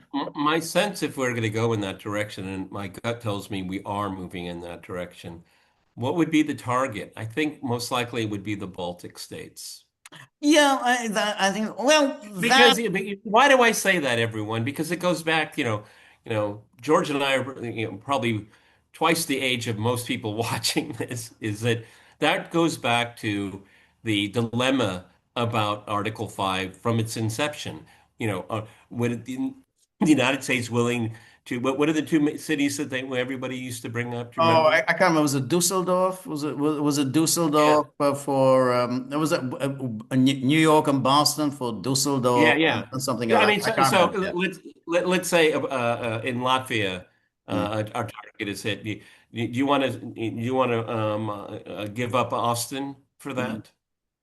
No, And yeah, that's right. But the thing also what one has to keep in mind is that, I mean, nobody really thinks that, boom, that's it, we're going to take out Austin or whatever. I mean, this is a very much a graduated escalation. So, right, you start off with small, limited targets. You don't go straight and at then see what the other at the guy United does. States. I mean, that's no, I mean, no one really thinks that's what's going to happen.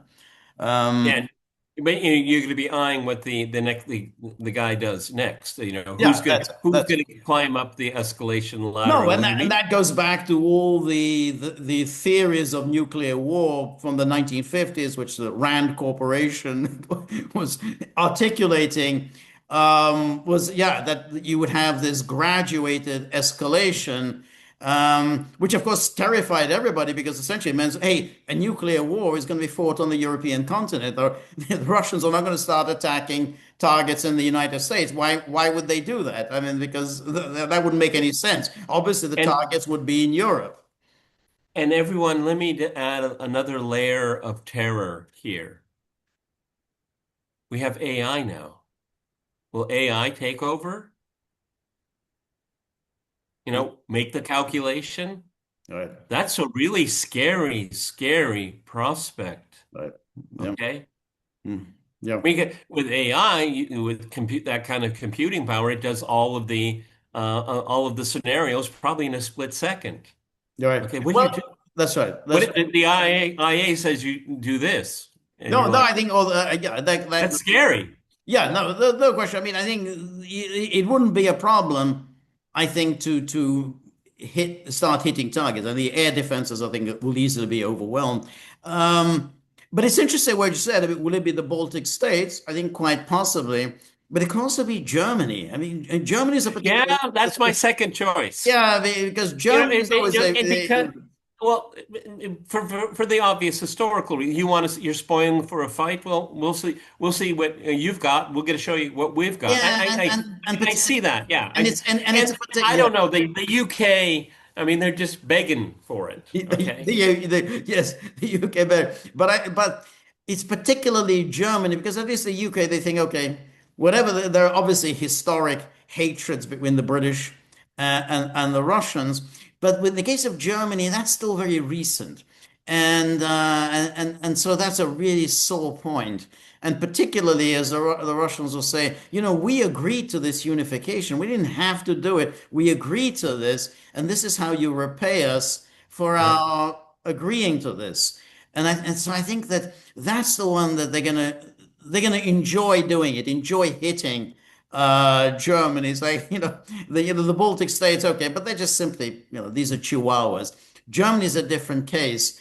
And then it does become an interesting issue because how would the United States then think about Germany? Oh yeah, NATO and whatever.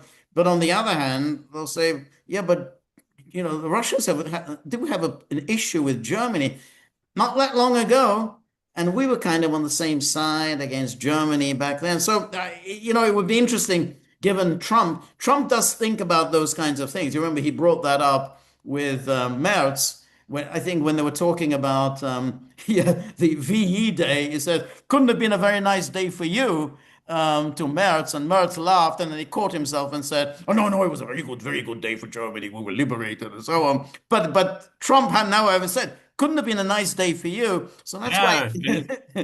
And who liberated you, Mertz? Exactly. So I think that would be that's where I would expect any possible Russian strike. George, for me, we've been following this so closely over the years. We didn't have to get here. No, of course not. Right. That's right. We That's didn't have to come. yeah. That's right. This has been a long process, step by step process, and is now becoming more and more unhinged with every single pronouncement. Every time you look on Twitter, von der Leyen is saying something even more demented. Kaya Kallas, again, something absolutely ridiculous. Baltic states, yes. There's something called the Eastern Flank group of countries. I didn't even know. Apparently, there was a meeting of the Eastern Flank group yesterday in Gdansk. They issued a statement, Oh, but that was reconstruction, aid and reconstruction. yeah, I mean, there were these two meetings in yeah, Gdansk. yeah, What yeah, was okay, that? yeah. Yes, the Well, same at least they're trying to economize a little bit. exactly. Von der Leyen happily attended both, and von der Leyen addressed both. But that was it. So this is in the same city, Gdansk, the Ukrainian Reconstruction Conference, and the Eastern Flank. And the Eastern Flank, these are the most unhinged countries, obviously the Baltics, but now joining the unhinged is Poland, Romania, and then these various interesting these countries like Sweden and Finland, who are now becoming among the most loony of the NATO powers. So it was just a few years ago they weren't even members of NATO. But it really brings back to the fore that this is all about the destruction of Russia. This is what it's always been about. It's not about democracy, not about the the courageous Ukrainians. It's not about this. It's always been the same thing. We Right. have different iterations of it. Yeah. George, we've Yeah. gone through all of them quite thoroughly, but this has always been the end game. And the narrative will change, but the goal will never No, I change. agree. And I think it's a very good point because when we list these countries, these eastern flank countries, they all, oddly enough, have territorial claims against Russia. They all have, ports and forward bases that they would like to take at Russia's expense. It's a very strange agglomeration of countries. Romania, Sweden, Finland, and then of course you have the Baltic states. It's kind of interesting, naturally. Oh, defensive, defensive, defensive. You read their statement.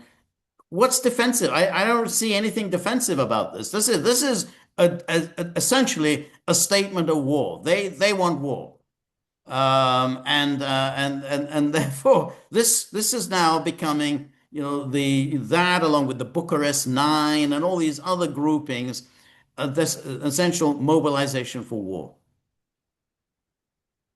We should we should start organization. I think so. Yeah, We could have the gaggle too. Okay. And then we can have the gaggle front. Okay. And then the gaggle of the willing. I That's mean, that. No, that's a good one. The gaggle of the willing. What about the gaggle flank? That sounds very belligerent. The gaggle flank. gaggle flanking. Yeah, Okay. that's right. Yes. Yeah. The long way. I can't keep up with all No, of you this. can't. No, no, no. I mean, to be honest, I hadn't heard of the eastern flank until yesterday. So I thought, "Oh, well, and then I didn't even know that well it existed and who were the members of this. But it's already something that's a viable concern. The As lion the is there. as the young people say, it's a thing. Exactly. It's a thing. Yeah. Imagine, these Baltic states, these Chihuahuas, all the different groupings that they're They're members. in all of them. Yeah, Yeah. they're in all of them. They're in more, they're in more groupings than they're actually I living always there. get a kick out of like the Estonians say, we need to send F-16s to Ukraine. How many do you have? Oh, we don't have any. We don't have, that's right. I always get a kick out of that. We need to do this. What can you do? Oh, we don't have anything. Well, no, nothing. We've got a couple of bicycles, we can send those. Good Yeah, bicycle. yeah. Yeah. It was, and somebody left behind some night goggles. We can throw that in.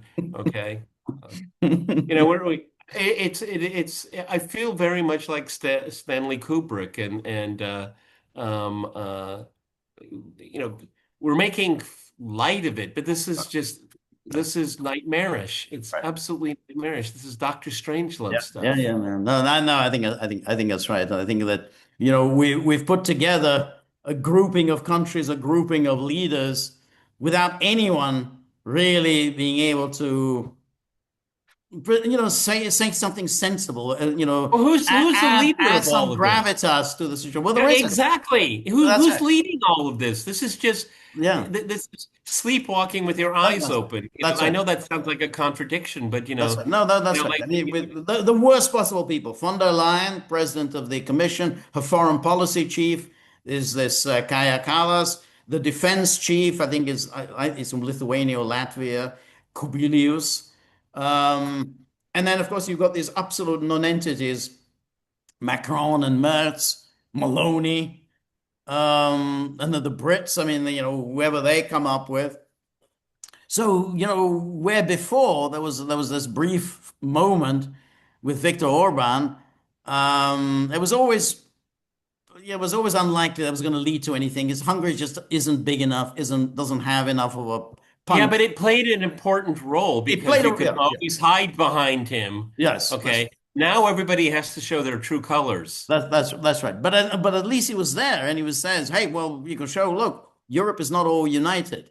But now, really, without Orban there, it's there really isn't any serious, sensible voices in Europe. So yeah. This is going to be a very weird summer. Mm. I can't stress to this enough, everyone. This we have reached we've arrived at the destination that the Europeans wanted. Yeah, that's right. That's right. All righty. This is a fundamentally depressing conversation. Yes.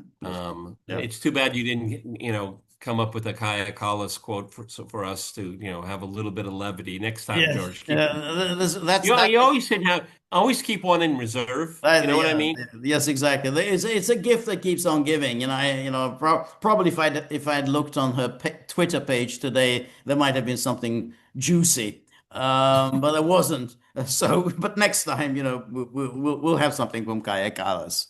Maybe have her even speaking. We can enjoy, Oh yeah. Kallas speaking. Or when people speak about her, it's sometimes very humorous.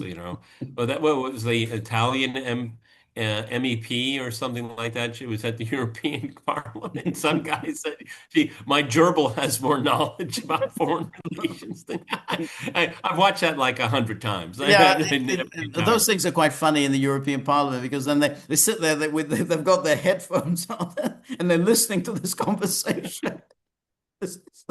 All the things that they're saying. I mean, it's always they're just listening. Yes. What was it? My gerbil has more intelligence or something like that. Yeah. But some people say that about von der Leyen, and she sits there listening to this. Yeah, but I have this theory that she's going to demand being remain in power, like what was the, like an American senator, like just like McConnell. She Right. she she.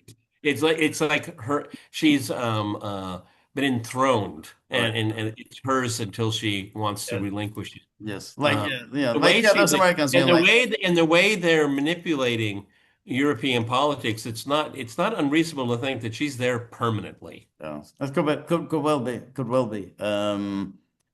She's got a tight grip on Yeah. that bureaucracy. I mean, so yeah, no, that's right. Yeah, she's like Nancy Pelosi, that Yeah. there, with a permanent office, just hers. Um, And even if for some reason she's no longer in that position, she'll have an office in that building. yeah, no question. And whoever is her successor, even if they replace her, will probably be a von der Leyen acolyte. I mean, so she'll have control over, whoever takes over. So yeah, I think she's going to be around for a while because she's very obviously very talented at this bureaucratic infighting. People have a talent. They may have limited intelligence, but they may have enormous talent for winning bureaucratic fights. Oh, you don't no, you have to have that's a very, very specific skill Yeah. set, and it's not necessarily correlated with an IQ. Yes. No. Okay. It's a being able to read people, look at weaknesses, Yep. all kinds of things. It's a very psychological Right. skill set. Actually, the more intelligence you have in the European Union is probably a liability. Yeah, I think so. Because you got to be mediocre like the rest of us, okay? Yeah, exactly. Because I think if you're smart, you're going to be eased out very quickly. I mean that's just the way the system works. You're edged out. If you're saying too many sensible things, you're going to be shoved out of the door. I mean, it's just. I think it's just. So if it were a contest between Keir Starmer and Kaja Kallas for the next leader of NATO, who would you put your money on? Um, I probably would go for Keir Starmer. I think he's more Yeah, likely I to would. win. I mean, but that's such a pathetic. Oh God, it's Yeah, so that's right. Yes, pathetic yes. because he is so pathetic, and he would still win over Kaja Kallas. He would win over Kazakhstan. And you never know that. I mean, a lot depends on whom the Americans will support. See, they couldn't Yeah. agree on anyone to succeed. Stoltenberg. Remember Stoltenberg? His They made him mission kept, stay. kept being renewed because they could never agree on a replacement. The Americans would not agree on a replacement. They had that British guy. I've forgotten his name. Ben Wallace. Wallace? Yeah, Ben Oh, Wallace. that Yeah, guy. Oh yeah, my that's right. He God. wanted that job for some reason. I don't know. The Americans vetoed it. So that was that. And then so that's why, there was poor Stoltenberg. He wanted to go and make a ton of money in the central bank. But he stayed on. And then finally, Trump agreed to Mark Rutte. We still don't know exactly what the deal was with Rutte, why he liked him, but that was it. That's the way. That clinched Well, the Mark, job for him.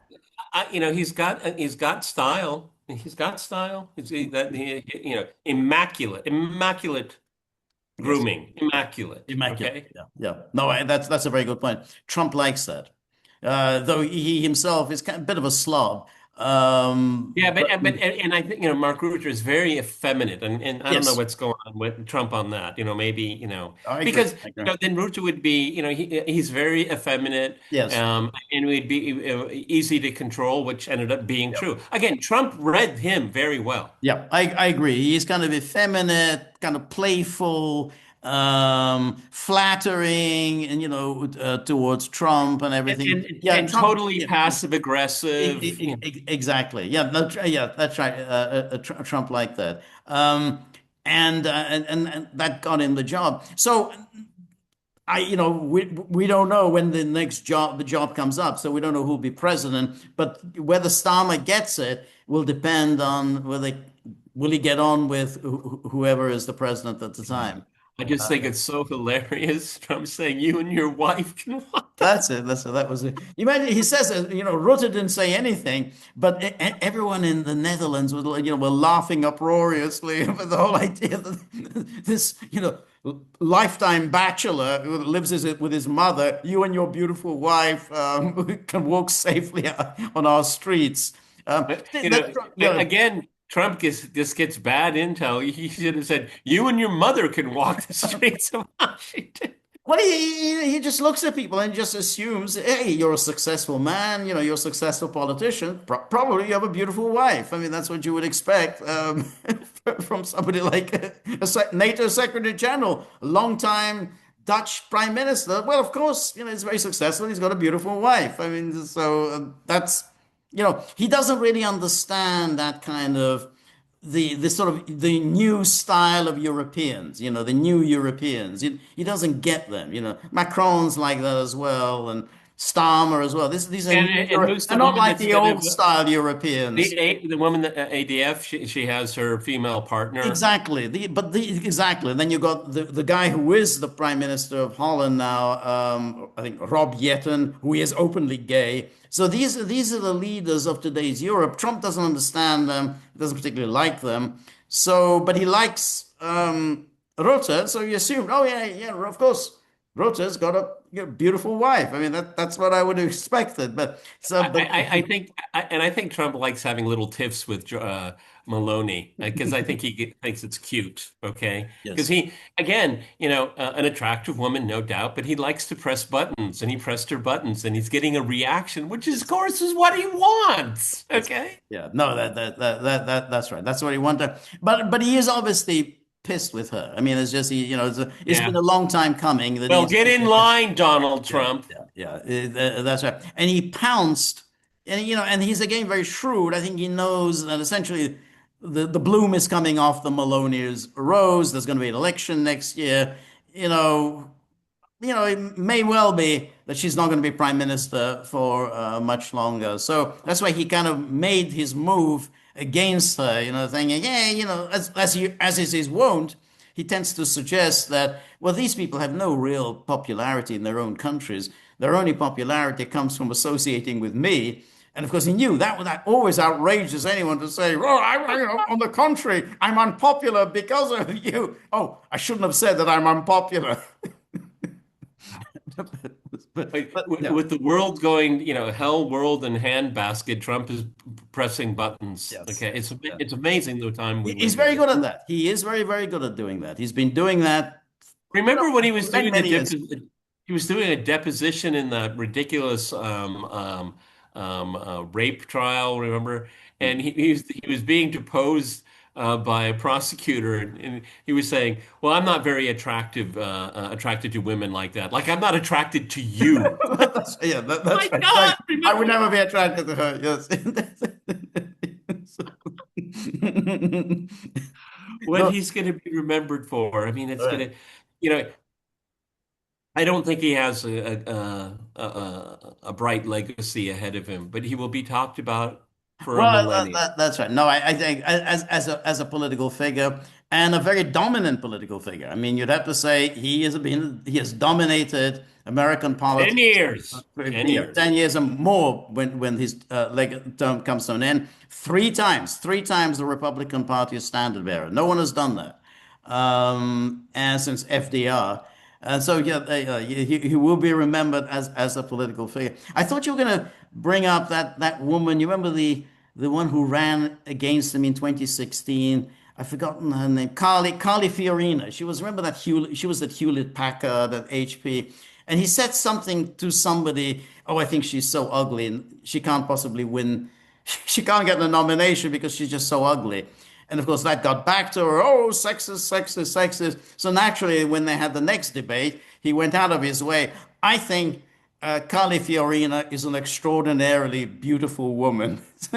Totally insincere, but it goes on just to say that she's an extraordinarily Yeah, beautiful but woman. what he does see, but see that's a technique. It's basically saying he's reinforcing the idea that she is actually an ugly woman. He is. That's right. That's right. That's why he's so Exactly. good at doing this. That he's such a master of these kinds of tussles that he said, you're absolutely right. You say this, everyone knows you're being insincere, but at the same time, yeah, you've gone out of your way to say it, but it does reinforce, besides to that point, that she's Yeah, anything but but George, extraordinarily beautiful. he has an amazing talent for it. But I still contend very, very strongly, considering the video that we're finishing here right now, he's not a good leader. No, I agree. I agree. I think he has talents and he has many shortcomings. And I think he's not a great leader. You know, that is a shortcoming that he lacks the leadership qualities. He lacks the kind of the courage that is required of leaders. He's entertaining. He's without question very funny. He has a certain popular touch. He absolutely is able to reach the public in the way that most political leaders can't, but he's able to do it. But when it comes to the big things, the big issues, the kind of things that we talked about, he really has failed. So when his legacy will be assessed, then his shortcomings will absolutely be I can't imagine what his, highlighted. can you imagine what his library is going to be like? Where is he going to hold the line? Will that be? I guess I it'll be think it's Florida. out. It's out. It's in Miami. I think Yeah, he's it'll be. going to do. Yeah, it'll be in Florida. I was just thinking, would he do it in New York? Nobody's moved out of New York, so it'll be in Florida. Yeah. Oh God, that'll be a house of horrors. All right, everybody. What George and I talked about is very, very serious. And if you watch this, share it. Yes, Okay. I think it'd be I'm in my personal assessment would be a public service. absolutely, absolutely. All right, everybody. This is a guy with Peter and George. We're on locals. I know, buddy. I know. Okay, you don't have to remind me. Okay, just got these out of dry cleaning. Okay. All right. This is the Gaggle with Peter and George. We're on locals, so please go to thegaggle.locals.com. And George is going to make a short comment about the tip jar. Yeah, the tip jar because Buddy's saying, look, I'm doing all this work. I mean, I'm working a year and a day. It's all go. I can't rest. It's just, I'm trying to present a public service to the world public, and I look at the tip jar, and I like there's nothing in it. So Buddy makes his feelings very plain, and whenever we try to reassure him, he will not be reassured. Insists on being remunerated. So I will now say, say on Buddy's behalf we agree with Buddy. Buddy should be remunerated. So if you have anything at all, dollar bills, $100 bills, gold coins, crypto, however that works. I think Buddy understands how crypto works. I don't think I do. Everything into the tip jar. We're very grateful for all of your help, friendship, and support. The more you're able to donate, the more of these videos we can make, the more we can improve the technology. And above all, we're not going to have Buddy making our life, a living hell anymore. Very unlikely. So remember, if you like the gaggle, please like, share, and subscribe. See you soon. Bye-bye.